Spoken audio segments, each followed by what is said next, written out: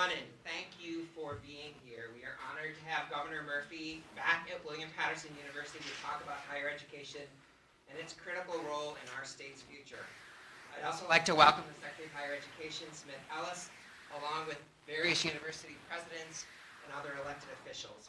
We welcome and thank you all for being here. I'm Richard Heldobler, and I have the privilege of serving as president here at William Paterson University, one of New Jersey's great public institutions of higher education. I'd also like to recognize our Board of Trustees Chairman Mike Sieve and Trustee Bob Garashi, who are with us today. Thank them for their leadership and for the service to our great university. The William Paterson community is grateful that Governor Murphy is committed, both through his words and his actions, to making our state's public four-year colleges more affordable, so that money never stands in the way of talented, deserving students getting that degree. Everyone at William Paterson shares that commitment. It is why I came here nearly 2 years ago. I wanted to serve the kind of student population that William Paterson enrolls in great numbers: first-generation students and low-income students, students from traditionally underrepresented and marginalized groups, students who have tremendous potential, who will help build a greater New Jersey and a better nation. Students who just need a break to be able to enroll and remain enrolled through to graduation. A quick data point to highlight some of what these students confront economically. According to New Jersey's Institute for Social Justice, our state has one of the nation's largest racial wealth gaps, with a median net worth among white families of $309,000 compared to just $7,020 for Latino families and only $5,900 for Black families. This is a tremendous hardship for these families, as well as a drag on New Jersey's tax base, workforce development, and ultimately our future competitiveness and well-being. As our state browns, it is important that we all work to close this wealth gap. We know that the baccalaureate degree is the great income equalizer. People who have one are more likely to own a home, raise a family, have access to health care, and recover more quickly from economic downturns. We all work together. Education is not only a way up for our students, but it is also a way up for our great state. And we are fortunate to have a governor who sees the value in public education. At William Paterson, we are doing our part. Many great ideas start here at William Paterson, and we are especially proud of our Pledge for Success program. Launched last year, Pledge for Success fills the gap between awarded aid and tuition and fees for eligible students from families with an adjusted gross income of $45,000 or less. We have already helped more than 200 students avoid taking on burdensome student loan debt, and we have been looking at to cover more of these deserving students. So we are thrilled at the governor's new Garden State Guarantee proposal that will allow us to do just that, as well as bringing New Jersey's other four-year institutions on board with his own Community College Opportunity Grant program and our Pledge for Success as models. So we thank you, Governor. We know that we have to do everything we can as an institution to eliminate financial barriers, but we also know that they aren't the only ones standing in the way of success for these populations of our students, especially low income and first generation. So we are focused as well on less tangible but nonetheless significant obstacles. For example, last fall we launched our new first-year experience program for all first-year full-time students. At the heart of the program is Willpower 101, a weekly series of student success workshops that provides our students with a structured academic, financial, and support services. Students are reporting that they feel better connected to their peers, more empowered academically,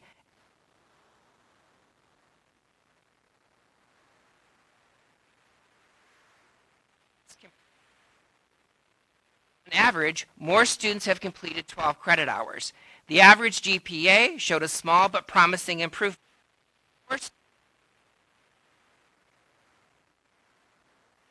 Students in good academic standing. Pass rate for our redesigned developmental math program nearly doubled. And the fall to spring retention rate for first-generation EOF students, Black,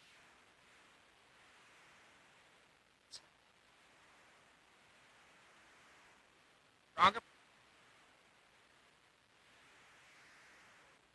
20.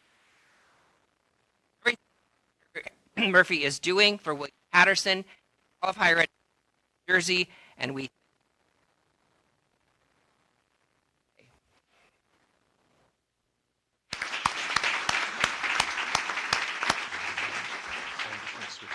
Thank you, Mr. President. Am I right? We press the green button when we speak, is that right? We got this? Thank you so much for hosting us today. It is great to be back at William Paterson. I'm honored to be here with the Secretary of Higher Education, Dr. Zakia Smith-Ellis, with 4 outstanding members of the student body. We'll hear from each of them in a few minutes. Thrilled to be here with the presidents of other great and chancellors of other great institutions of higher education here in New Jersey, both 2-year and 4-year and research institutions, to your fellow board members, Mr. President, to the mayor of the great city of Paterson, Andre Sayag is in here somewhere. I just saw him a few minutes ago, and to all the other distinguished guests. This is a big day for us.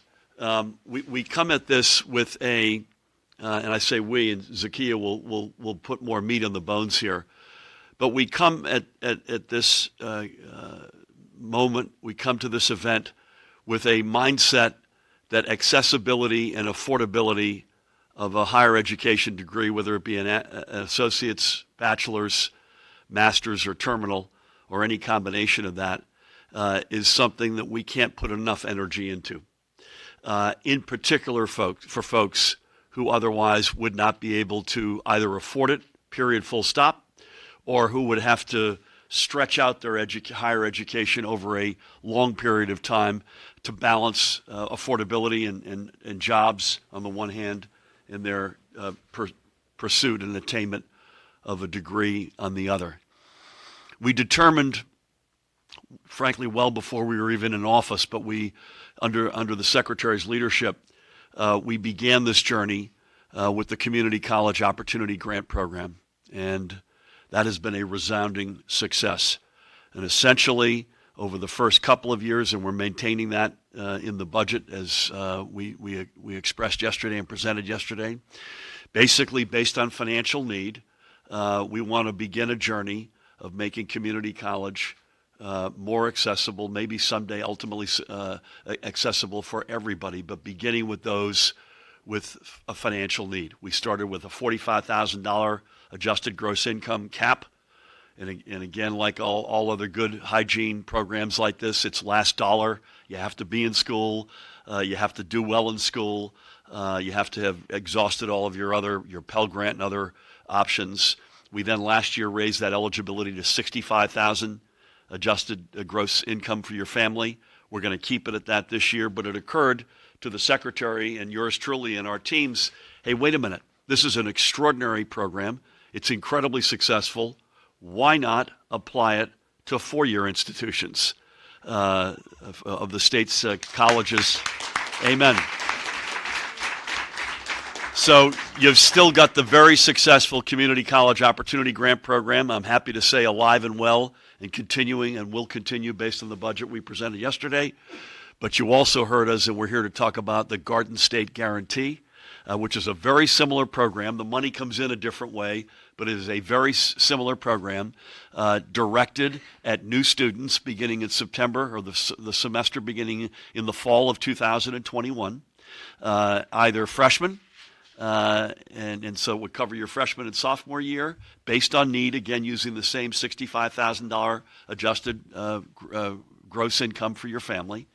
Or, by the way, for those kids who are enjoying the community college lane and want to transfer, as long as they're a new student, they could have theoretically gone tuition-free to get an associate's degree, transferred to a 4-year degree, and gotten their junior and senior year tuition-free as well, as long as they remained under that cap of income.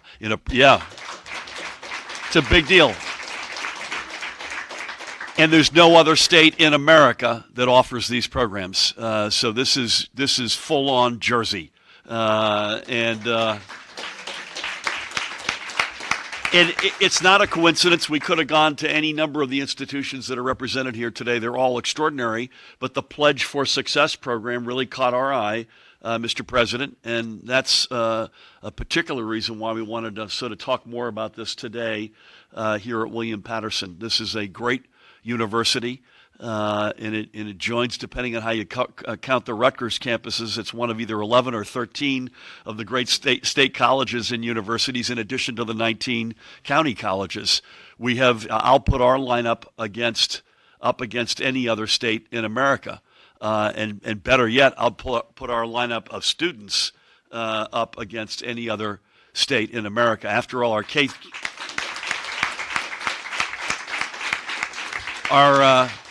K through 12 public education system has been ranked at long last. We beat Massachusetts last fall. We're number one in the United States of America. So we're generating the best in the nation. The key will be, can they afford college? Is college accessible to them? Can we help them find their way through a degree in higher education?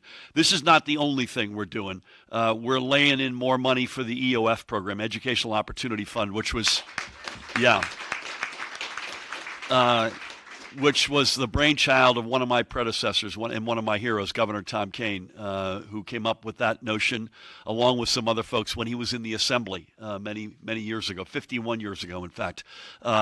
We are continuing funding, and notwithstanding what the data may look like, we're increasing and laying in and continue to lay in on TAG money, so tuition assistance grants. So we're incredibly proud of the Garden State Guarantee. We're incredibly proud of the Community College Opportunity Grant Program. They will continue. God willing, we'll get this budget over the goal line 3 months from now, and this will be a live reality.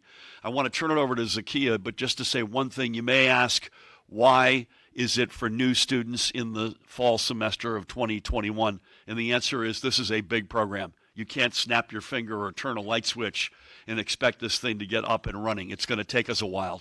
And it's going to take marketing this program both to seniors as well as to folks who are in community college considering transferring to a four-year university or college. So it's going to take us a while to get this up in lights. Obviously, first we've got to get the budget over the goal line, and then Zakia and working with the presidents and her staff, we will get this up and running over the course of the next 18 months, so we're live and ready to go in September of 2021. Would love to ask the Secretary to say a few words, and then we're going to go a quick spin around our great rockin' students here and get a little bit of a sense of their life story and their perspective. Please help me welcome the Secretary of Higher Education, Dr. Zakia Smith-Ellison.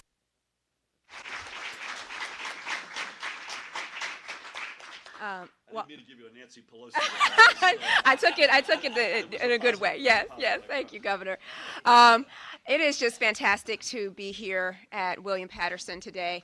Thank you, President Hildobler, for your leadership in the Pledge for Success. I thank the governor for his leadership, because without his vision, we wouldn't have a community college opportunity grant. We wouldn't be sitting here talking about the Garden State Guarantee today. Many of you know that I came to this position after working for a number of years in D.C., where we would always lament states not investing in higher education and students having to take on more federal student loan debt and just taking on more of the burden of paying for college. Some of you may not know that when I started out, I wanted to be a K-12 teacher, and I quickly got my first work-study job working with students who were first-generation college students in a college access program in East Boston. And it was there that I realized that when you're doing that work and when you're trying to help students understand what it takes to go to college, we make this process so incredibly difficult. I mean, I knew that from my own growing up, but when you're working and you're trying to figure this out, if you don't have family members that can help you navigate this, we make you jump through a bunch of hoops. We don't make it very clear. Those of us who are in higher ed say, oh yeah, it's going to be free from that. There'll be aid available. We've got programs, but it's not at all transparent when you're in that process and you may not have somebody to help you. It is not at all clear. So this is very personal for me. That we make clear commitments to students, that we don't just have a program back somewhere that is going to provide the aid, but we're not telling you what it means to participate in it, that we're not making it clear. I've had a number of people say, well, these students are already going for free. Why not tell them? Why not? That's what I say. Why keep that a secret? Why keep it a secret? Because I can guarantee you when you go around to students who are enrolled in high school and they're trying to navigate their way, they don't know right now that I'm seeing some like, you don't know that it's going to necessarily be free. That's a privilege to actually understand how the aid system works, to know that there's financial aid available, and to know that someone in your family circumstances would be able to get it. So if we're already making some of those commitments, we should make that clear and transparent. So I'm thankful that we're being able to do that today. I want to thank, there are a number of institutions, and we know that that is possible because there are a number of colleges in New Jersey who are already doing that.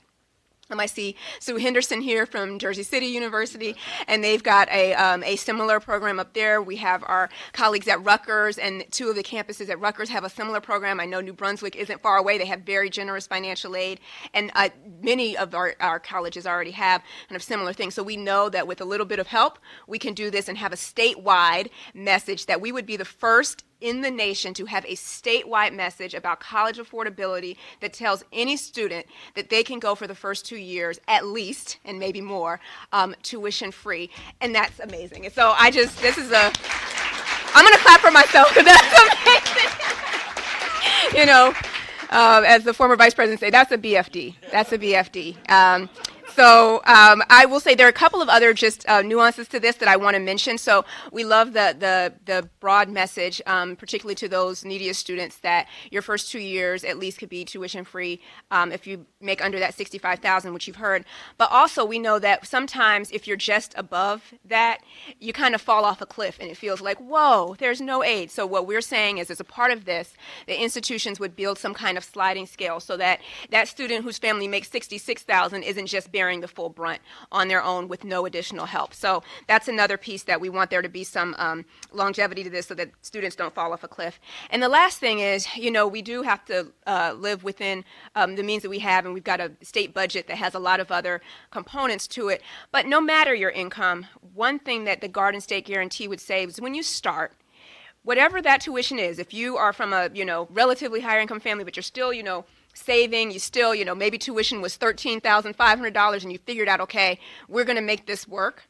But then next year, the tuition is then $14,000. And then the next year it's $14,275. And the next year it's like $15,000, you know. So if you start, the guarantee would say that for your cohort, if you graduate on time, if you get out in the time that they're telling you it takes to go full time and get out, your tuition would stay the same no matter what your income is.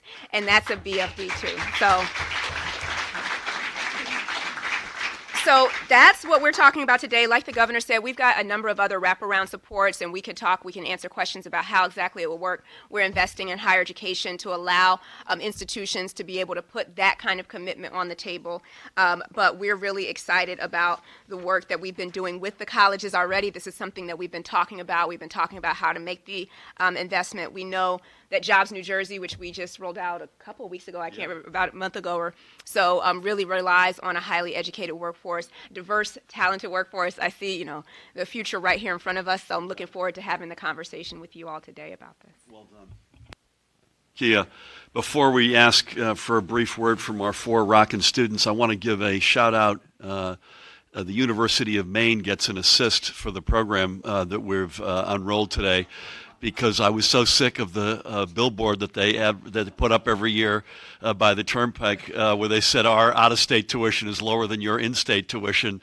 Zakia and I said either we're changing that or we're going to burn the darn billboard down. And as governor, I can't be associated with the latter, so we've pursued the former. So I want to thank Dan Malloy, my friend, former governor of Connecticut, who is now the chancellor up at University of Maine, for the assist here. It's also, on a more serious note, although that's more serious than you may think, on a more serious note, when I market New Jersey, I use 2 words, talent and location. Location is not why we're here today, but that's why you heard me yesterday say we just backed the truck up again and put a ton more money into NJ Transit. The right management, the right amount of funding, the right safety protocols. We're digging out from years of neglect. We got to get that right. We got to move people around this state better than any other state. We're the densest state in America. That's not optional. So it's airports, ports, bridges, roads, trains, tunnels. Talent is why we're here today. As I said, we've got the #1 K through 12 system in America. You heard me yesterday, if you were listening, we're throwing another back on the truck up and putting a big chunk more for another record investment in K through 12, expanding pre-K aggressively. And guess what? Why we're here today, expanding access to our extraordinary institutions of higher education. We have another reality. We have the highest concentration of scientists and engineers per square mile of any place in the world. But the key is, so we've got great institutions of higher ed. We've got a great public system. We're the most diverse state in America. We wear that as a badge of honor. We've got talent in our workforce that's oozing out of our borders. But we got to make sure that works for everybody, not just for some of us, which is the reason why we're here today. We were both, respectively, in families that went down this journey. And I don't know where we would be if there weren't programs and people. You were as well, Mr. President. And so we can never forget that. It's not optional. So these programs, these institutions, best in the nation, best in the world, we wear all of that as a badge of honor. It's got to work for everybody, not just for some of us. And that's the real reason why we're here today. Okay, I'll take my Fidel Castro speech, and I shouldn't say Castro with all the discussions about. I'll take my. No. I'm not making any comment other than Castro used to give 4-hour speeches and bang on the podium with his shoe. I'm going to put my shoe back on and get off the podium. So let's go this way if we could. We got Gladys Rivera here. Gladys, tell us just a real quick where you're from and how are things going at William. Is there any doubt these 4 students go to William Paterson? I love the kit here, man. I love the swag. Give us a minute on who you are, why you're here, and how you see a program like this. And thank you so much for being with us. Yeah, of course. I'm so honored to be a part of this. My name is Gladys Rivera.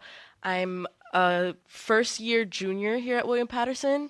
So it may sound complicated, but what that means is that I am a freshman, but I came in with enough credits to be able to take junior-level classes. Thank you. That is definitely a road I did not go down. Thank you. Here I major in communications with a concentration in public relations, and I hope to be able to do PR for major music companies in the business.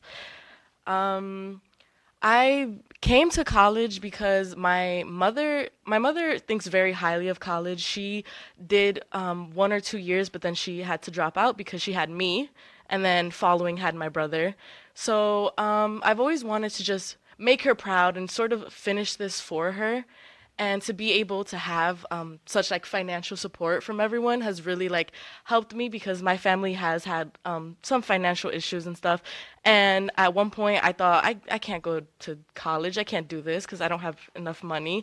But having people who can financially support me, emotionally support me, and who really believe in me and give me that extra push has made this a certain thing. Yes, I want to do this, I want to finish, I want to be great, I want to get my name out there and let people know who I am.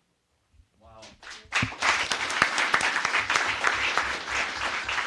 Gladys, I assume you're part of Pledge for Success?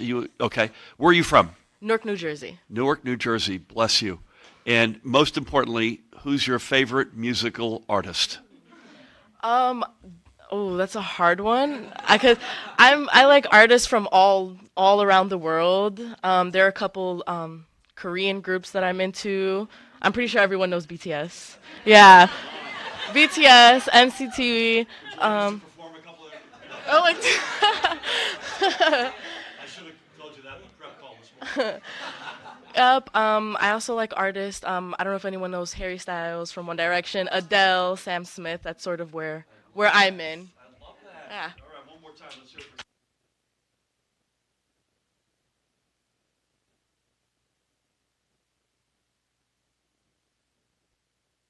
for and what you're up to. Thank you. My name's Hamza Ahmed. I was born in Pakistan. I moved to Patterson when I was a couple months old. Now I live in Totowa. But coming to William Paterson, high school wasn't the best for me. But when I came to college, I didn't know what to expect. But after my first 2 weeks here, I knew I made the right choice. I wasn't. Are you a freshman? Yes, I'm a freshman. Okay. I wasn't sure how it was gonna impact my life, but I met one of my best friends here, Derek Abru, and this campus is really diverse, lively. The classes are really engaging, which really helps me out because I didn't do the best in high school because the classes didn't feel too engaging. It was my parents' goal to provide me and my siblings with a better life, and they knew for me and my siblings to get that, we would need to go to college. And without Pledge for Success, I don't know if I would be able to financially support myself, without incurring massive amounts of student debt. But being a recipient of Pledge for Success, it's definitely given me a lot of financial support so I can receive my bachelor's degree in finance and my minor in political science. I'm so grateful to be at William Paterson. This has impacted my life, and I hope other students in New Jersey are all able to receive the same amount of financial support from Pledge for Success. Well done. So, finance and political science, Yeah. a very interesting combination. Yeah. So, what if you roll the tape 5 or 10 years forward from now? What sort of job are you thinking you'd love to do? Financial planning. Okay. In New Jersey, of course. Yeah, of course. Isn't that? Hey, Omar. Isn't that part of the guarantee? The guarantee? No, that's not true. But the guarantee should go both ways, right? What part of Pakistan is your family from? I'm from Lahore. Lahore. Yes. Well, allow me to say a belated welcome to the United States of America. Thank God you. bless you and great to have you. Let's hear it for Hamza. So this is Fernando Mesa. How are you, sir? I'm actually doing pretty good today. Fantastic. Can you lower the mic so it's a little bit Right, closer to here you? you go. There. So, my name is Fernando Mesa, as you just heard. I'm a criminal justice major, and transitioning from college to high school was very stressful for me in the beginning because I didn't know what to expect. But after like the first week or two, it kind of like settled in, and in my mind, like, in my mind, like.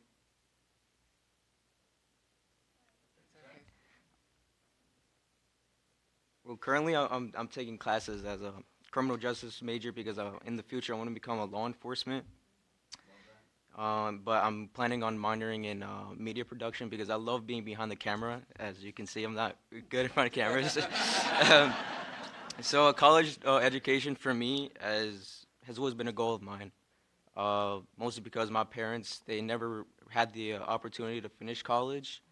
So I took it upon myself to work from high school and get my college degree. So being a recipient for the Pledge for Success has really helped me, not just financially, but has helped me with the opportunity of giving me tools to succeed and towards my path for like a successful life. Thank you. Fernando, where are you from? Bergenfield. Bergenfield. I was with the mayor last night. Second question. You said criminal justice, either law enforcement or behind the camera. Mm-hmm. Those are two very different. How do you see those? Because those are really two very different paths. I really enjoy like making films like in my leisure time. It's just one of my passions, and law enforcement is because I love helping people out, and I just want to work for like the community and everything. Love that. What year are you? A freshman. Freshman, fantastic. And we've coordinated with Fernando over the past several weeks in preparation for today. Fernando, could you show everyone your place card? Just turn that around, show everyone. As you can see, this has been well planned. This has been months in the planning. So let's give Fernando a big shout out because he wasn't necessarily expecting a lot of this. You did a great job, man. Well done. Our last guest is Itatas Belen. Belen, yes. Belen, great to have you, Itatas. Please tell us a little bit about yourself. Like Fernando, I can you said- shut your mic off? Do you mind? Like you said, my name is Itatis Belen. I am a freshman here at William Paterson, and I am a psychology major, hoping to double major in music as well. With this degree, I hope to become a beacon of light for children who do not live in the best situations and are afraid to speak up for themselves. Attending William Paterson has been one of my greatest accomplishments so far. I've definitely met people here who I see myself hanging out with in the future, and a lot of mentors. I am part of a lot of clubs on campus, such as InterVarsity Christian Fellowship and Gospel Choir, and I'm glad that I'm able to share my talents with the students on campus. Before Pledge for Success, I was under a lot of financial stress. It was definitely taking a toll on my mental health, and I was really struggling last semester because I was constantly anxious about how I was going to get my tuition paid, but I'm very thankful for this scholarship.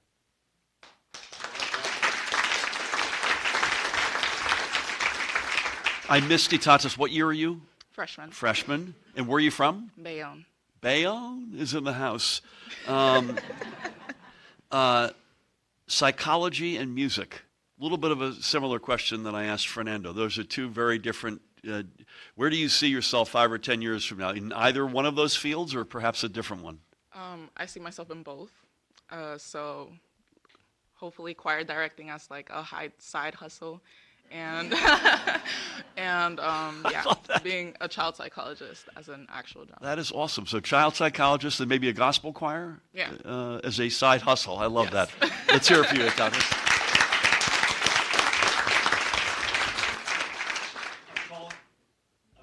Audible, as they say in football. Quick question, buzz around. We'll start back up here with Gladys. If you had one magic wand that Okay. would make life in college easier for you, stay above the level of advanced calculus homework that's due tomorrow, so we can't help you with that, but give us a sense, just quickly go around. What's a magic wand? Obviously money matters here, right? Yes, Without of it, course. we probably wouldn't be sitting around this table. Yes. But anything else there? I feel like I would just make financial aid help easier, because even me, as I'm filling out my financial aid for the coming years, I have a lot of questions that a lot of the time aren't answered as quickly as I would hope they are Yep. answered. So I just feel like we should have faster, more accessible help and answers to our questions. This is the point that Zakia made earlier, right? We make it really hard on folks. Hamza, how about you? I agree with her. It would be a lot easier if like we ask a question and in a day or two it would be answered, because I remember when I was filling out FAFSA, it was very difficult for me to like understand what's going on, and yeah, if I was able to have my questions answered in a reasonable amount of time, I feel like it would have taken a lot of stress off me. Yep. I mean, that's part of the reason. I don't want to put words in Zakia's mouth, but that's part of the reason why we're not only do we have to get this for sure approved in the budget by the legislature, we have a very good process over the next several months that will unfold, but also we want the amount of runway before this actually goes into effect. Part of the reason for that is to make it as plain and simple and accessible. Dave Sokolow is here. I can see him shaking his head. Make it as straightforward as we possibly can make it. Fernando, what do you got on your magic wand list? What could you change that would make life even easier? What would make college free? I mean, thank you. Because many people like struggle for like paying with college. They're always taking out loans. Some people spend most of their lives paying back the loans, and I don't feel like that's fair, considering most countries they have free college tuition. So. I'll speak for myself. I was deep into my 30s paying off my college loans. I don't want to discourage them, but I'm still paying. Are you still paying them? Oh, yeah. Okay, Zakia is still paying them. Thank you for that. Itatis. I think my little magic wand would be having more, how do I say this, courses in high school where you're taught how to apply for financial aid, and just in general literacy courses that will help you in college. I meant to ask you if you could either conduct or sing a piece of gospel music, what's your favorite? What's the one pick? Gospel. No, which particular song? Oh, wow. Probably I Della, Surrender you All. listening? Yeah. Which The one, hymnal, sorry? I Surrender All. Oh, I love that. Okay. We're not going to make you perform it, though. Last but not least, actually,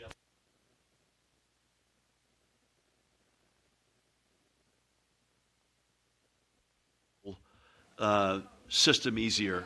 Listen, I have a dinner tonight. Please, I don't want the presidents here to give me the whole long list of. But what's one move we could make that would make life easier? I think consistent and steady funding from the state would be the biggest help to most public institutions around New Jersey.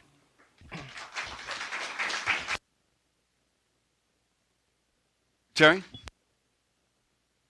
Today is a long time coming for me, so I'm feeling pretty good about today, but more in this direction. I think just hearing from the students how complicated the process can be, and we want them to get the federal aid. We want them to get all other aid first so that we're building on that. But we don't want to make the process so difficult. And so just if we could wave a magic wand and just tell people when they're in high school, give them great advice, but also adults that are trying to go back, people in one-stops, if they could know that this is just something. So if I can wave a magic wand and we had the best marketing, the best messaging to just everybody that wanted to, that they could go, that would be what I would. And that's a goal that we strive for. So bear with us as we go through this. I want to thank the president for hosting us and all of your colleagues, especially the students at William Paterson, to the other leaders of institutions of higher education. Thanks to each and every one of you for being here. To our team, to the students especially, Gladys, Hamza, Fernando, and Itatis. Let's hear it for them again. They were extraordinary.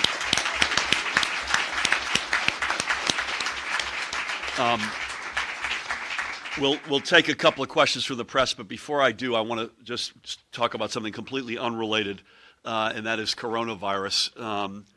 Although it's, I'm sure, on the top of all of the leadership here, because obviously when you look at concentrations of people in our state, invariably it's institutions of education, both pre-K through 12, as well as institutions of higher ed. We still, as we sit here today, have no cases in New Jersey, thank God. There are still very few in the United States. The number to call is 1-800-222-1222 if you have any questions at all. 1-800-222-1222. Please do the simple, basic stuff because there is no, at the moment, vaccine. So do the stuff that your moms and dads, I know my late mom is up in heaven giving me the evil eye every time I wash my hands, and don't, you always use soap. Kids, always use soap. And secondly, 20 seconds is the preferred amount of time. But that literally is the single, other than, coughing into your arm, that's the single most important thing we can do. It is pretty clear from financial markets the past couple of days. It's pretty clear when you look at South Korea, Iran, Italy, that this is not going away anytime soon. So it is something, I just came to the reason I was a couple of minutes late. We had a whole of government meeting this morning in Newark, just going over once again protocols, preemptive action, what do we do if X or Y happens, and we're doing everything we can to get out ahead of this and also be as prepared as possible if something hits us. So again, most importantly, 1-800-222-1222. Or nj.gov/health, nj.gov/health. Do the simple, smart stuff, including if you're sick, stay home and self-isolate yourself until you're back on your feet. So I wanted to get that off. We'll take a couple of quick questions from the back. Arnie. Sir.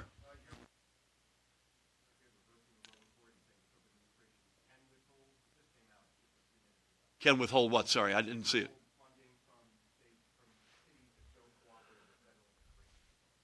I haven't seen it, so forgive me for not having a specific answer to it, but they're on the wrong side of history.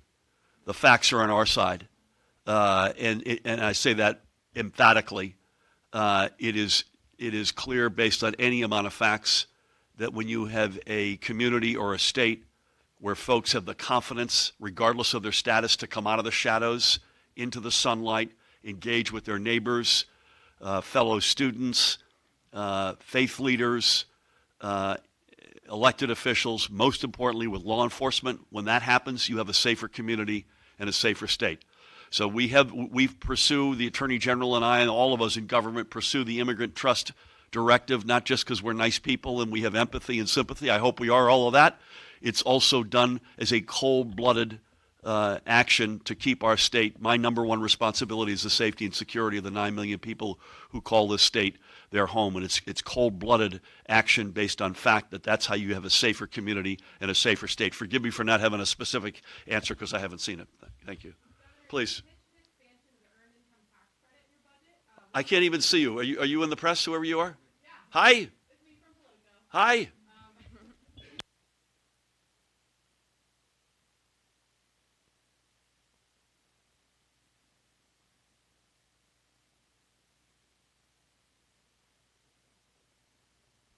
Money for a lot of things we would be more aggressive, but this is pretty aggressive. We lowered the age so that, most importantly, so that this scoops up thousands of young adults who are not currently eligible for the EITC, as it is known colloquially. If we can find the money working with the legislature, I got to make sure that not only can we fund that we have the right programs in place, but that the revenues that we are projecting are real. And so that's a discussion I'd be very much open to. Please, hold on one sec, and then we'll come back. Yes.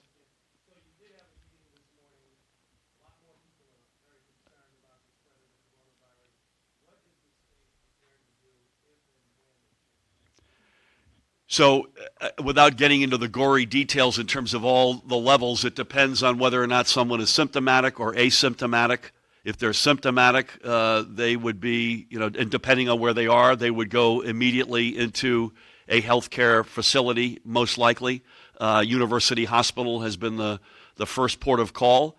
That has obviously a capacity of only so much, so that we would then, there's a conference call with our Commissioner of Health, Judy Persicelli, today with all the other hospitals in the state, so you'd expand out from there. That's if you're symptomatic.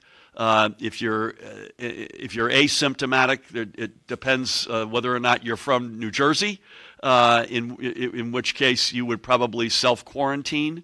If you are not from New Jersey, we would right now, the first port of call would be having folks go to the Joint Base Fort Dix McGuire to facilities there. At the moment, we have nobody in any of the above circumstances. I'll come back to you, Dustin, one sec, please.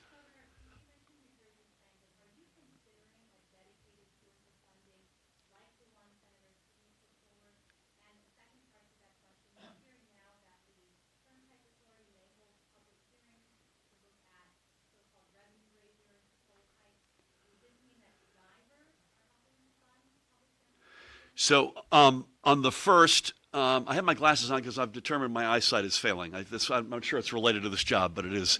That's a fact. On the first, we've been open from day one to dedicated sources of funding as long as it makes sense. And one that we wouldn't like is so-called robbing Peter to pay Paul. In other words, taking it from some other source and taking the money and putting it over here. And other considerations. So we had a good leadership meeting last week. We had a good meeting with the legislative leadership. Monday, we had breakfast, as we do annually, with Senate President and the Speaker. So getting NJ Transit in the place it needs to be. Daniel, I got you. Don't hold on one sec. I won't forget you. Is job number one. It has been from day one. So if you saw the budget I presented yesterday, it's another plus up of another $132 million. This will be the third consecutive record year of investment from the state into NJ Transit in a row. And we're also holding fares flat now for a third consecutive year for commuters who had borne the brunt of the underfunding from the state in the last administration. I've read the same stories you have about the Turnpike holding hearings, and I just say, number one, I've mentioned this earlier, if you sell New You use two words, talent rather, and infrastructure. And I've said from day one, getting our infrastructure back up on its feet after years, if not in some cases decades of neglect, is obviously a priority. Strong preference for having transportation dollars fund transportation projects. Just because it may be complicated or somewhat unpopular is not a reason enough not to give it full consideration. But after all that, and I'm waiting to see what this is. I know about as much probably as you do in terms of what I've read here. I want to see this. There's public hearings. I want to see what the plan looks like. And at the end of the day, I reserve the right to either pull it back entirely or pull it back in part. And it's too early to judge any of that. Please, Dustin. Excuse me. Thank you. Just confirming it's you. Yeah.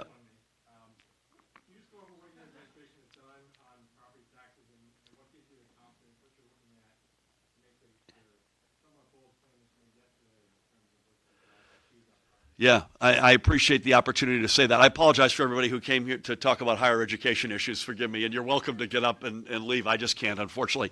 So part of the reason why I wanted to make sure that we could point to results and point to the facts and say, you know what, we're walking the talk, as opposed to, you know, we were talking about property tax relief from before I was a candidate, but I wanted to make sure I could, as governor, with our administration, point to clear, cold-blooded evidence that we were not only going to take it seriously, but we were taking it seriously, and it was making a difference. And so I mentioned yesterday the first 2 years in office, the lowest and fourth lowest increases of property taxes on record in the history of record keeping in this state. The 2 years together are the smallest increase of any 2-year period on record in the history of record keeping. So this is not just sort of pie in the sky. How do you get there? You get there aggressively funding by the state public education. We've now put 3 record budgets in a row funding K through 12, expanding pre-K, cutting health care costs at the state level, but also importantly at the local level, which is another huge driver. By the way, why does public education funding matter? Because 53% of your property tax bill on average is for public education. When the state backs off, the local property taxpayer has to pick up the slack. When the state comes in aggressively in record numbers, as we have in the first 3 years, that's pressure off the local property taxpayer. Likewise, health care costs are one of the biggest drivers of local city, county, and education Board of Ed budgets. We've cut health, we've achieved the holy grail, and we've presented a budget that will further that, which is cutting health care costs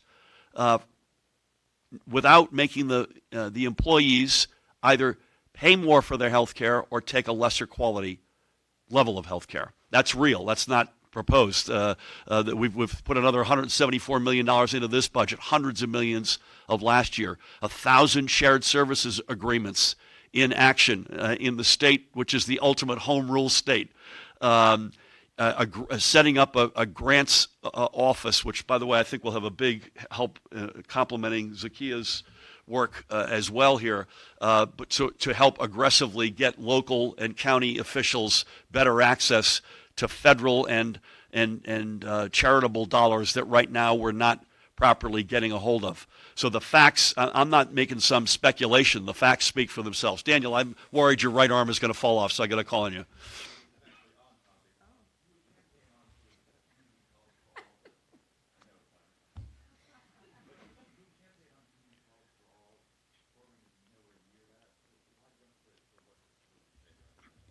I'll give you my quick answer, but I want Zakia to come in here. We never said we were going to get there overnight. And we're holding the Community College Opportunity Grant number of 30 million because we want to make sure the population catches up with the dollars. We're completely confident it will. And then we start to, God willing, crank up the eligible adjusted gross family income numbers to pull in more people. We want to make sure a lot of this is estimating, particularly on the CCOG where the money goes directly to the kid or the student. This money is going to be funneled through the institutions of higher ed. So we've got a much more precise ability to manage the Garden State Guarantee than we do the Community College Opportunity Grant Program. And by the way, we can walk and chew gum. These are both extraordinarily impactful programs, and we need to do both. Zakia, you want anything? Is the perfect thing. This is not one pitted against the other. This is all complementary, and we are committed as ever to the Community College Opportunity Grant. We know that as more students find out about that, the program will grow over time, and then we'll grow this as well. Back, and then I think we're going to take a break here. Sir.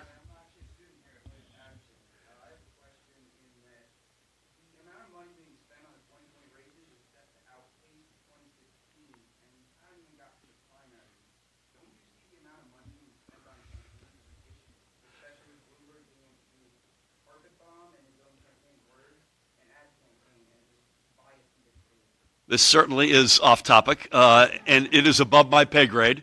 But I'm the former finance chair of the Democratic National Committee.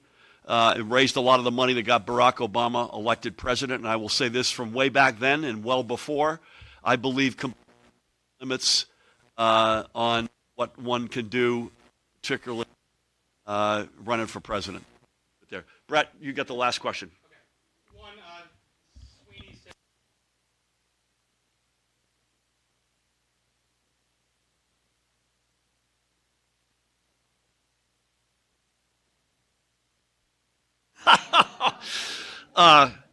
There's no, I don't think there's a gas tax. You mean cigarette tax? I'm sorry, cigarette tax. Yeah, listen, it's early. As I said, we had a really good leadership meeting last week. We had a great budget preview meeting on Monday. Steve and Craig and I had breakfast yesterday. I feel going into this process, it's going to turn out, as it always does, a little bit different than what we've proposed the past. That happens every year. We've gotten 99% approximately of our asks on the investment side each of the past couple of years. I'd like to get the revenues into a better place, and I feel strongly that sustainable recurring revenues are what we need, particularly if we're going to run into some economic choppy waters. As it relates to the second question, I appreciate your asking it. No, I'm not. I meant it seriously that I appreciate it because we've got arguably, and I think not just arguably, I think we've been ranked in many surveys as having the best hospital systems in America.